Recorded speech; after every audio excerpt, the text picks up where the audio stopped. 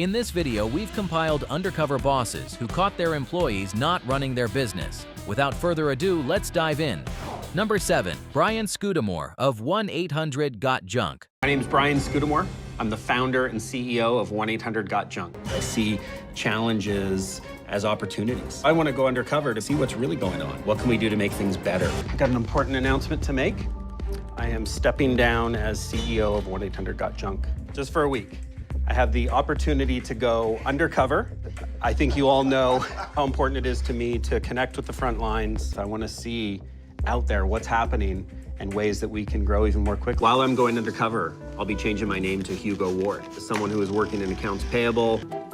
I'm excited. Who gets to go and see what the business is really like? Today I'm visiting our Calgary franchise. Calgary is one of the fastest growing cities in Canada. In this market, I've heard that they've had challenges finding and keeping great people.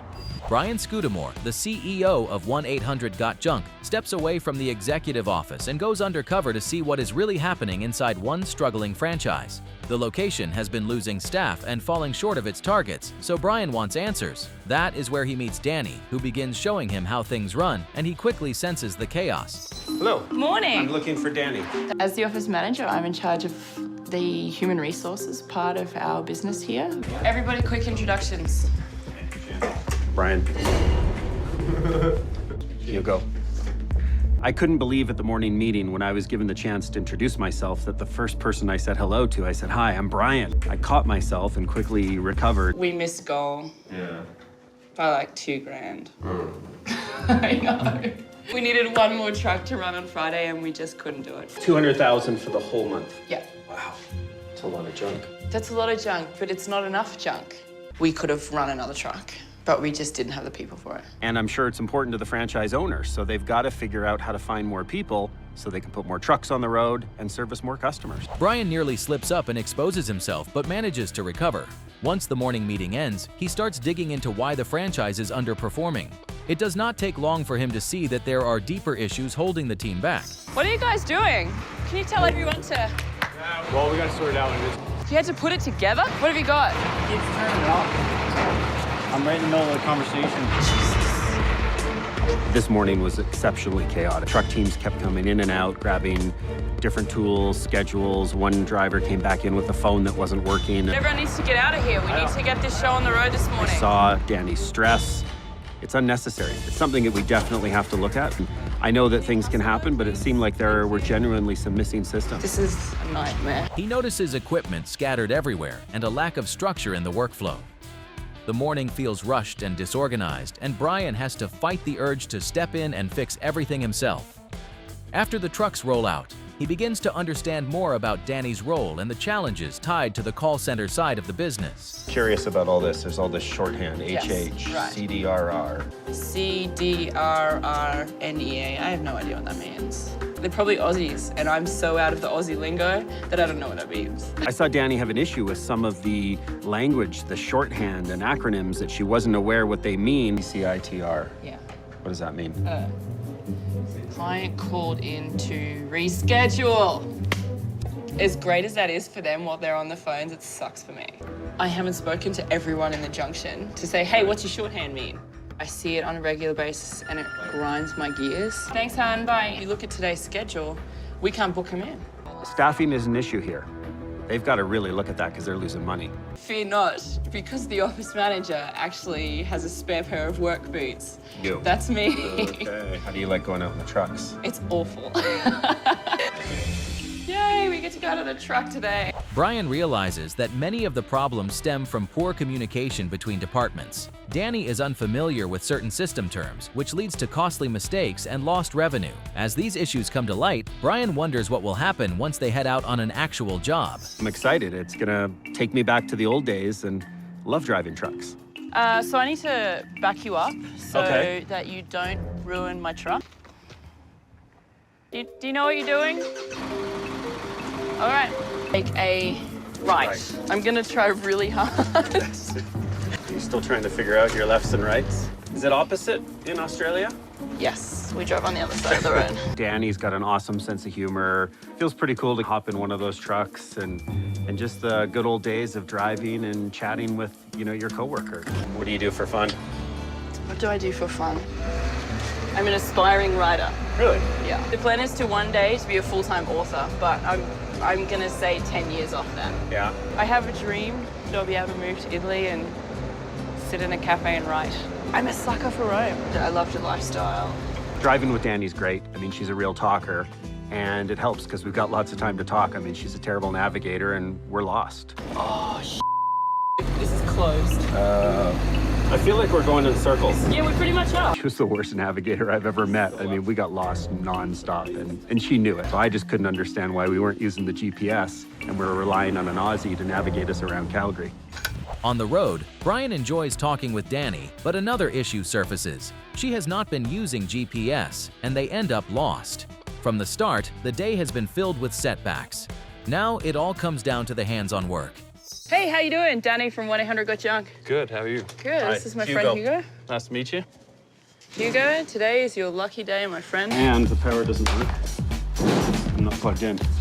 Am I an idiot? We're good? Yeah, we're good sorted now. over there? But now my bit fell out. He doesn't know how to use a drill bit, which was a bit odd. He's a man. I thought all men knew how to use drills. You just like noise, don't you? Please don't hurt yourself. I won't. This part of the job's going well. It's a reminder that, hey, I'm not 20 anymore. Danny's doing a terrific job, especially the fact that she's usually in the office. She's doing some things where she would normally have knowledgeable help. So how do you deal with people leaving? So we're always trying to get the younger guys out there who are sort of part-time, who can work in... So the work is there. It's just a matter of finding the people. Yeah. It's fun working with you. So does that Appreciate mean it. does that mean you're going to come and join us and run some junk? We'll see. When they finally begin the job, the unexpected happens. Danny handles herself well, while Brian struggles to keep up. The experience flips the script and leaves him with a new perspective. Danny, it was awesome working with you. You know, Thanks. you're on top of things, you're cracking the whip. So a few things that you helped me see Yeah. while I was in Calgary. Number one, you drew to my attention that the call center and there was sort of short codes being used that Yeah. you didn't know what they meant, I didn't know what they meant, and I'm going to make sure it gets standardized and well communicated out. And lastly, another opportunity was the oil industry is taking a lot of people away from, so I'm going to be having a conversation with Dave, the owner, to figure out how do we solve that. I'd also welcome you to be a part of that solution. And so one of the things I'm going to do for you as a thank you is I'm flying you to Rome, and we're going to be renting an apartment for you so that you can spend some time, as long as you can get away from the business, to do some writing. During the reveal, Brian thanks Danny for helping him uncover the real problems inside his company. He praises her effort and dedication and rewards her with a well-deserved vacation for everything she has done. Number 6, Dave Reif of White Castle. My name is David Reif. I'm the oldest member of the 4th generation of the Ingram family, and I'm an owner of White Castle. Right now, I'm about to go in to address the other owners of White Castle on the adventure that I'm about to partake in. Probably all wondering about the cameras. I'm going to go undercover and work the front lines and view every aspect of our operation. One of the things I really want to look at tonight is an operations manual, which tells all of our employees a standard way of doing everything. I want to go out and see if it's being utilized to its fullest. Dave Reif, the owner of White Castle, goes undercover to see how his company really operates and to make sure employees are meeting his standards. But once he steps onto the floor, things do not go the way he expected. We're at the frozen hamburger division. It's a way of getting our product into the hands of our customers that don't live in the regions where we operate our restaurants. How you doing? I'm Dave. Nice to meet you. I'm here reporting for work. This is your time card. You will clock in. You want to be here, and you want to clock in 5 minutes before 5 minutes 2:30. before start of the shift. Yes. I noticed you were a little bit late, so if you can, please try to be on time. While visiting one of the factories, Dave meets Brenda, the assistant supervisor. Right from the start, she calls him out for not being on time. With that rough introduction, Dave now has to survive under a strict supervisor without blowing his cover. And that's Vicky. She's going to be showing you the wrapper. You just slide 2 in every other slot. Okay. Slide 2 burgers in. You want to give it a try? Yeah. Every other one, right? Yeah. It's pretty rough. This is just an accident waiting to happen. Got to jam up over here. The wrapper was quite challenging for me. You got a lot happening all around you, and you got a lot coming at you all at once. That's it? You did pretty good for your first 10 minutes. That seemed like it was an hour. I need you two to go take a little break for a little bit. How long a break do we get? 15 minutes. Vicky, one of the employees, teaches him how to pack burgers. Dave quickly realizes how fast and demanding the job is. During their break, he begins to hear how Vicky truly feels about working at the company. When I first started here 8 years ago, things just ran a lot smoother.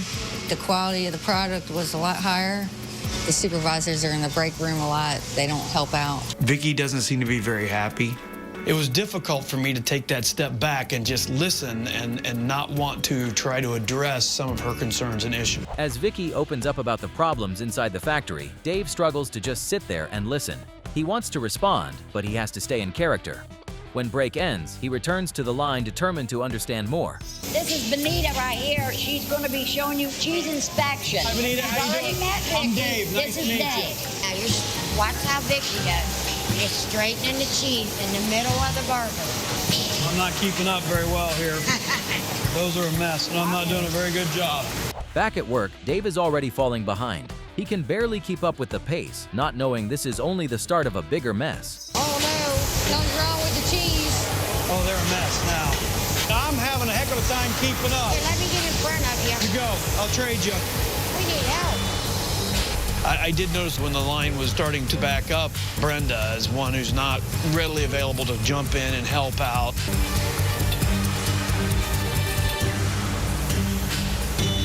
We're all back to normal. She needs to have a better understanding that there's times when she's going to have to jump in and pitch in. So we're kind of self-reliant, huh? Pretty much. The situation turns chaotic as orders pile up. Dave does his best to keep up and notices that Brenda seems distant while the workers scramble to stay on track. They manage to finish production, but Dave is left questioning how all of this will unfold during the big reveal. I am feeling very nervous right now because I'm getting ready to meet with Brenda and Vicky. I am going to tell them from my observations there's some room for improvement. Brenda? Vicky? My name's not Dave Allen. My real name's Dave Reif, and I'm one of the owners of White Castle. What is the ideal supervisor like? A supervisor that's on the floor working and helping out, not someone who's going to stand at a desk or sit in the break room. During the reveal, Vicky expressed her concerns on how should a supervisor should act, putting Brenda in a tough spot. And with everything laid out, it's time for Dakve to decide how to call it. Once in a while, we might get a moment to just stand at the desk and rest for a little bit. Not depend on the supervisor to do it all. You two are going to work together on your end to start building teamwork. I'm going to follow up here. I'm going to check in. I'm going to come back down and revisit you guys. You guys are going to work together, right? I'd be more than glad to. I will do that. I do feel better that they finally listened to our problems, and I know me and Brenda, we can put in an effort to try to do what he wants. In the end, Dave ordered them to work things together and made sure to check on them time to time. With that, the two of them agreed and cooperated to work it out. Number 5. Lynn Zappone of Popeyes. I'm Lynn Zappone, the Chief Talent Officer at Popeyes Louisiana Kitchen. As Chief Talent Officer, I'm responsible for working with our team to make sure that our crew members feel like they have the training they need in order to deliver the very best experience to our customers. I have a big part to play in making sure we create the right environment so people would want to join a company and would want to stay. When I come, they plant flowers, they wax the floors, and I just don't get any sense of reality. And I really want to know the truth. And I want you to go there knowing that you have complete authority to step into situations and make them better. It's a really simple equation. If you have happy team members, they deliver a great experience to your guests, and those guests keep coming back, and that equals profits. What do you think of your new look? Pam, you like it? Yeah, I do. Lynn Zappone, the Chief Talent Officer of Popeyes Louisiana Kitchen, is sent undercover by the CEO to see what employees truly experience on a daily basis. What she encounters gives her an unfiltered look at how some workers really feel about corporate leadership. It's important that you go out there and you take off the rose-colored glasses and you really see things as they are. Hey, I'm Pam. Hey, man, I'm Aaron. Nice to meet you. Basically, we'll be showing you how to do the prep and the fry station. Okay. I'll show you how to do the first one exactly. Okay. Get 4 legs, 4 thighs, 4 breasts, 4 wings. All right, got it. You pick it up. Okay. Let it drain. Okay. Pour it over here. Okay. Flip it around like you're at home. Oh, that's I know, fun. baby, get a little rough with it. Yeah. Pam is not used to getting our hands dirty at all. I'm like, no. Don't flip. tumble. If you gotta waste flour all over the floor, just get it done. To be honest with you, I don't think she never even probably worked in a fast food chain before. I don't think she ever worked for a fast food chain. Wendy's, Rally's, nobody. Hey, Aaron, does it go in that same batter? Yeah. So I floured them first. Right, then put it back in the can. And then I put them in there. Yeah, Pam asks me again. So same thing, flour, batter, flour. And I'm turning around like, what the hell you mean? Flour, batter, flour. You know what she tells me? Oh, I forgot.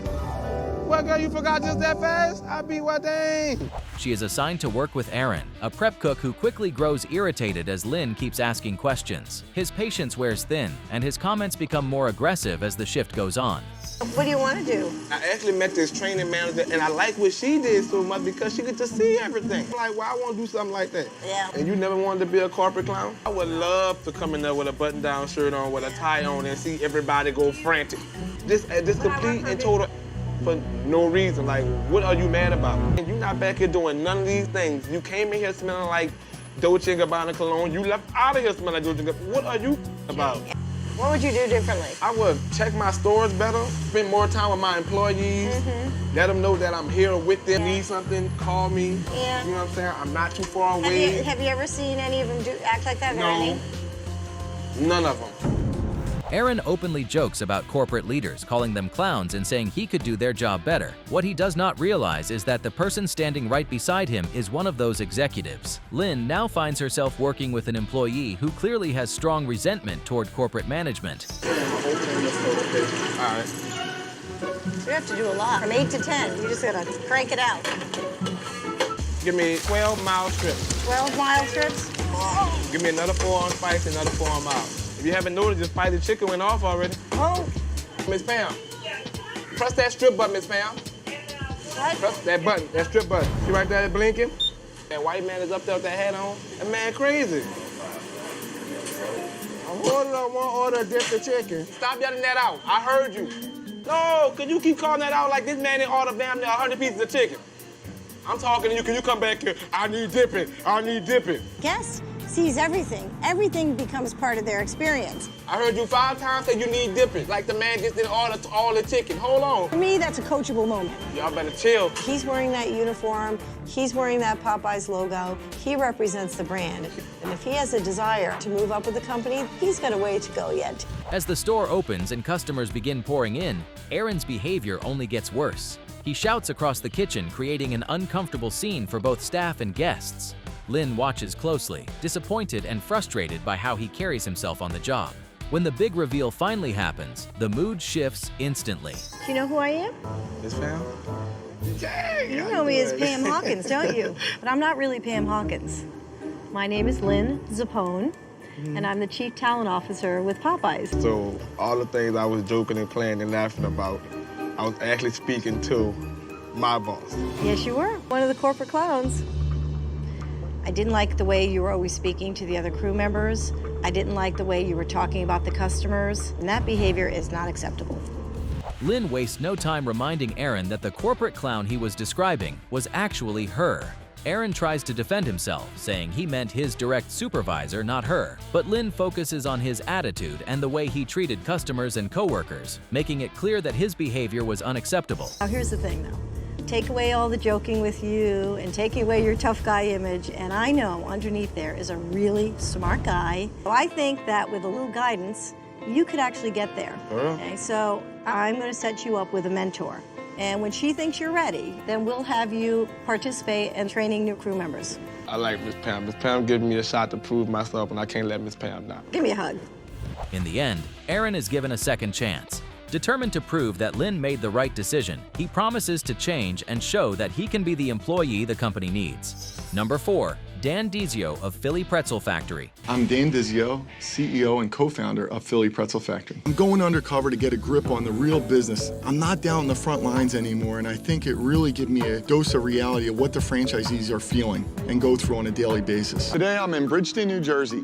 I'm here to work undercover with a franchisee. It's real important to go undercover with this vocation because it's underperforming, and so getting out here may lead me to some reasons why the store's not performing well. Dan Dizio, the CEO and owner of Philly Pretzel Factory, goes undercover to find out why one franchise location is underperforming. What he discovers at this store is something he never expected. Hey. Hi, I'm Michael. How you doing? Good, how are you? I'm Bill. I'm a franchise owner here. Nice to meet you. I want to do deliveries. You want to come out with me? Yeah, that'd be great. The truck broke down. You usually have a van, or? Yeah. You smell good. Hi. I'm Michael. Michael. Nice to meet you. Honor Box has been successful for some franchisees. They put $1 in the box and they take a bag out. Oh, okay. It's under the honor system. Yeah? What he brought in, maybe delivering $4 worth of pretzels, maybe it cost him $5. If all his deliveries are like this, I have to see if they're worthwhile. When he meets Bill, the franchise owner, they head out to deliver pretzels and check the honor boxes. Dan quickly notices that the money coming in is not enough, but that is only the first red flag. We're going to make some rolls. Okay, perfect. 50-pound mix.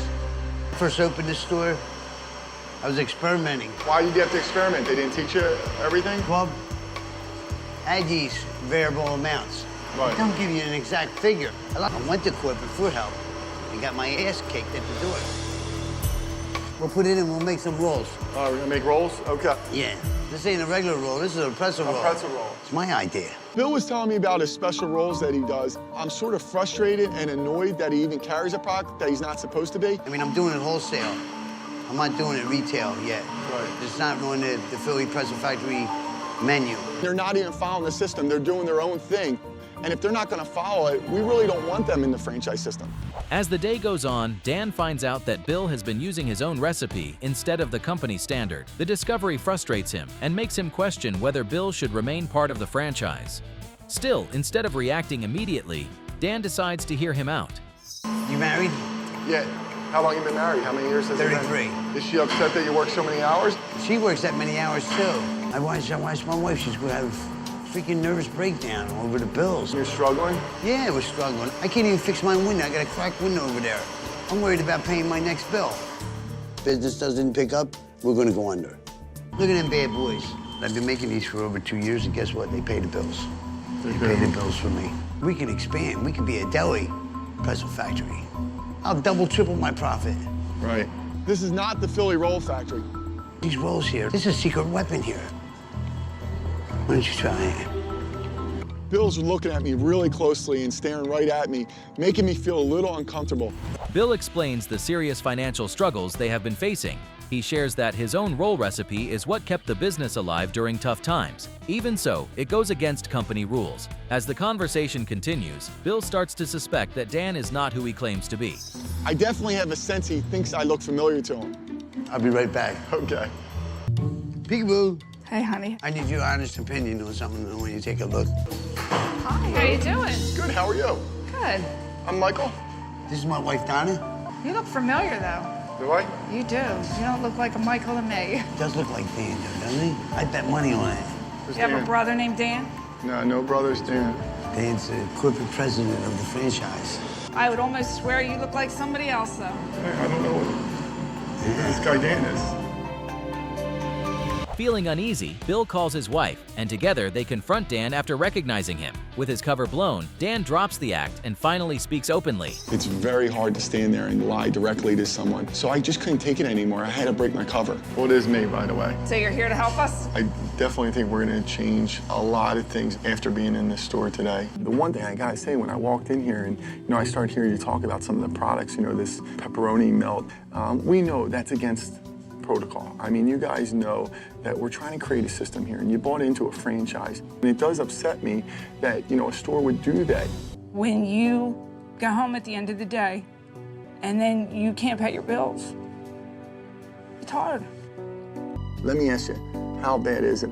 Well, right now, I owe $500 from last month's rent, and I haven't paid this month. Hopefully, we could catch up on our bills, and then if some of these accounts come through, then maybe we would be okay. Do you know what I'm saying? After his cover is blown, they sit down to talk about the real issue. Bill explains that going against company policy was never about disrespect. It was about survival. The changes they made were the only reason they were able to keep the doors open. And what Bill reveals next completely catches Dan off guard. I mean, people call me any time. We came to you that time, and we left. I was very upset. We sat with Dan. We needed solutions for our sales. Nothing came out of it. To me, it seemed like you forgot how you started. And that's how it felt when I walked out the door that day. We left like feeling that nobody there was going to really help us. It hurts me that you would say that because you get caught in this, you know, web of this business. For me not to remember they came in to ask for help and I didn't even remember them, you know, I apologize for that. You get caught up in these meetings and I don't get the chance to come out here and spend the time that I really need to. Well, I'm glad I'm here too, I really am. And I'm glad I've been able to have this honest conversation with you. I know things are real bleak right now and we got to step in there and figure out a way to keep the doors open. After being in there and understanding what he's going through, I can't fault him for doing his pepperoni melts. That's the way I would be. It's just something's wrong with our system and it has to be fixed. My mom would be embarrassed of me not to help them. Dan learns that they had actually reached out to him before, asking for help when things were falling apart, but their request never went anywhere. Realizing this, Dan feels frustrated with himself. He understands that while they were fighting to stay afloat, he was not there when they needed support. Later, when they meet again at the office, Dan takes a different approach. How you doing, Bill? Hey, Dan, how you doing? It's good to see you again, man. I hope you can forgive me. I let myself down by letting you down. Bill, I want to help you. I'd like to get that pretzel roll approved. I'm going to work on that. And if I do roll it out system-wide, I'll give you credit for it. I want to give you 1 month of business training where I'm going to send someone from corporate to your store. Couldn't ask for any more than this, really. Well, it means the world to me to make sure that you're successful. It means the world for me that you're doing this. I want to buy you a brand new delivery van, and I'm going to wrap it with the Philly Pretzel Factory logo, so everybody in town knows who you are. This is going to be real great. Put you and Donna up and send you away on vacation. Sound good? That's a blast. Well, I'm going to pay the rent for the store for the next year. Pay my rent for a year. I'm just glad you're there for us now, and I forgive you. I'll tell Donna. You tell Donna. Hey, Donna. Hey. He's going to pay our rent for a solid year. You hear me? I hear you. He's going to educate us on the sales aspect for a whole month. This is the miracle we asked for. Yeah, we're going to be all right now. He listens carefully to Bill's requests and agrees to recognize his recipe. He even arranges for a customized van to help boost their business. To ease the financial pressure, Dan pays their rent for an entire year. This episode shows that sometimes the biggest mistake is not breaking the rules, but failing to listen when someone asks for help. Number 3, Stephen Klubeck of Diamond Resorts International. Stephen J. Klubeck, Chairman and CEO, Diamond Resorts International. My mission statement is clear: to make sure each and every guest is taken care of. We try to go the extra mile in delivering that unbridled hospitality experience in our 4-star product. No matter what you need as a guest, the answer is yes. I want to go undercover because we've been acquiring a lot of resort companies that have failed in their old state, and it's important for me to see how they've transformed and how well the Diamond brand has been taught. I will one day have thousands and thousands of resorts worldwide. I will be that great hotelier. Company team members believe I need their advice on whether to keep my day job or make a career change. Stephen Klubeck, the CEO and chairman of Diamond Resorts International, goes undercover to see how the newly branded resorts are operating. His motto has always been simple: no matter what happens, the answer is yes. But during this mission, he is about to hear a lot of no. I'm here at one of our call centers in Miami. Once the consumer buys a vacation experience, this is where all the reservations are made. I'm here today to make sure that these agents have been trained properly, to make sure that all my guests' requirements can be fulfilled. With them handling anywhere between 600,000 to 700,000 calls each year, we can't mess it up. Hi. Hi, I'm Jack. I'm Sarah. Hi, Nice to meet Sarah. you. How are you? Hi, I'm going to be training you today. I answer calls, and they're going to be calling to book vacations. They purchased a timeshare. I got a call. Do you want to listen in? Oh, yeah. I want to check this out. Okay. Stephen visits one of the company's call centers and meets Sarah, a booking agent. As he listens in on her first few calls, he quickly realizes the training process is far from what he expected. Yeah, I'm trying to make a reservation for Hawaii in the point that's out. And what dates are you interested in traveling? Let's say the 17th or the 24th. I actually don't have anything available. Want me to check all of Hawaii? I have a 2-bedroom available, but it's going for 10,500 points. Other than that, I have... 7,000. Exactly. I'll call back. Okay. She could have referred the call to our marketing center in Las Vegas, and he could have bought more points. What do you got anything in my home resort in Hawaii? It is still searching. Let's just call it quits for now then. Okay, you have a great day. L-I-H-U-E, Lihu? I don't quite know what that means. Lihui. She can't even pronounce the airport Lihui. See, he did have availability. He could have. Yeah, it popped up now. You don't have him on the phone. He didn't want to wait. We make mistakes all the time, but we try to limit them. And I was watching her on the computer. Why didn't you keep him on the phone? I tried to keep him on the phone as much as I could. Really? That's all we can do. Is there anything available in Miami? Are you going to be flexible or? I think we can only do it in July. I just don't see anything in Miami, Florida. Why is it so hard to book a timeshare in Miami? Why don't you put it in July? Start with July. With me one moment. Why don't you start with July? Why September? She didn't even put in the right dates. Okay, I just want to advise that our deadline for saving points is coming up of June 30th. So I have until the 30th? That is correct. I would have said it a little bit differently. She could have said, let me just do it for you right now. This is for your benefit. She should have absolutely forced that customer to save their points. She blew it. I'm about to just flip out here. Call after call, Sarah misses opportunities to secure bookings. Customers slip away, and Stephen grows increasingly frustrated. Unable to hold back, he decides he has heard enough. Sarah, look, babe, do you know who I am? My name is Steve Klubeck, Chairman and CEO of Diamond Resorts. You need a lot of training, honey. You do. It's not your fault. I'm gonna go see your supervisor, and I'm gonna find out what's going on here at this call center. Hey! Haven't seen you in a long time. That's right. Good to see you today. How you doing? I'm good. I'm not. I sat with this nice young lady. She's bubbly. She's cute. She provide good service for you today? No. She said no multiple times to 3 guests. I didn't see any customer service from this young lady. You go listen to those tapes, okay? We will. And you fix each one of those situations. So how many more are there like that here?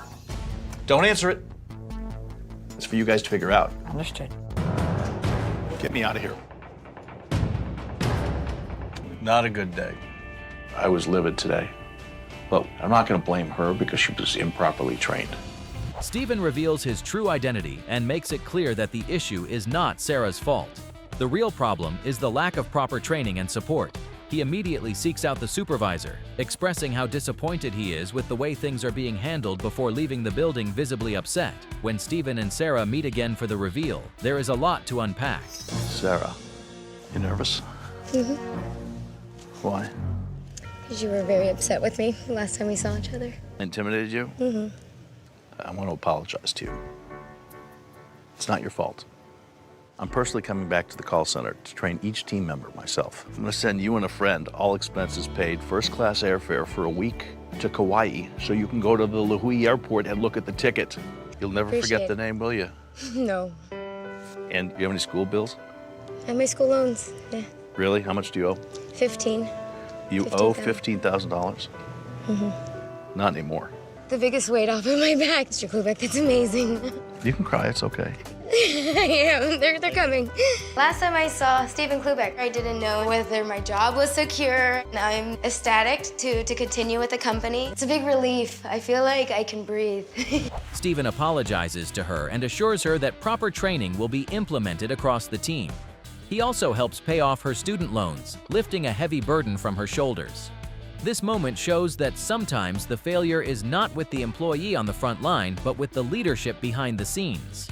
Number 2, Armando Montelongo of Armando Montelongo Companies. The reason why I'm going undercover is because my company took a huge leap from $0 to $75 million in 3 years. And so I need to see the intimate most workings of my company to understand what are the problems that lie before me that I can't see from my office. And so I need to make sure that my brand is being represented the right way.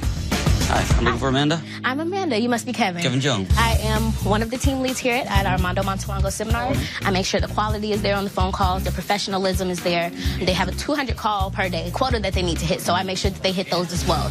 The CEO and chairman of Armando Montelongo Companies goes undercover to see how his call center represents the brand. There, he meets Amanda, who walks him through how the team handles customer calls and daily operations. So I already have you set up to go in your system, and that's where we get our list from. As you can see, you have a lot of people that are non-attended, but you also have people that have rescheduled. So we'll go to the next person, which is Cindy, and then you're going to say, "Hi, Cindy. This is Kevin with Armando Montelongo Seminars." Hi, Cindy. This is Kevin Jones with Armando Montelongo Seminars, free live event. I'm calling in reference to the event you registered for on 7/18. So I want to let you know your seats are reserved. So you don't have to sound so scripted. You want to make it your own. As I'm training Kevin, I'm a bit worried that he's not catching on the way that I thought he would. He definitely needs to just be a little more enthusiastic on the phone call. During training, Amanda points out that he needs to sound more energetic and confident on the phone. She keeps coaching him through each step, but right in the middle of it all, a major service problem suddenly appears. What you're going to do is you're going to go next, and then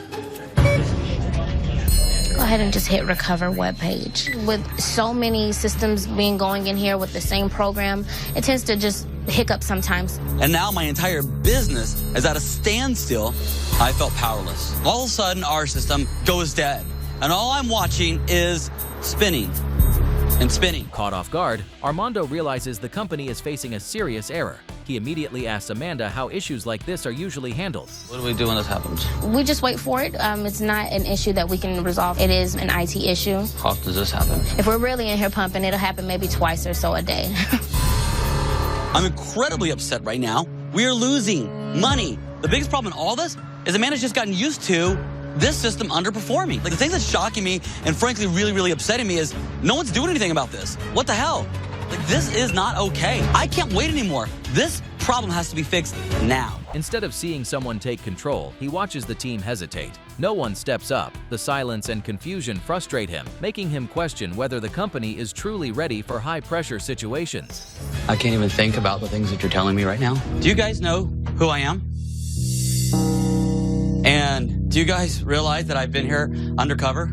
The reason why I'm doing this is to get to know my business better, what we do right and what we do wrong. And when our systems are down, you guys got to be calling IT and have one of them here until it's fixed. You got to let me know what tools you guys need.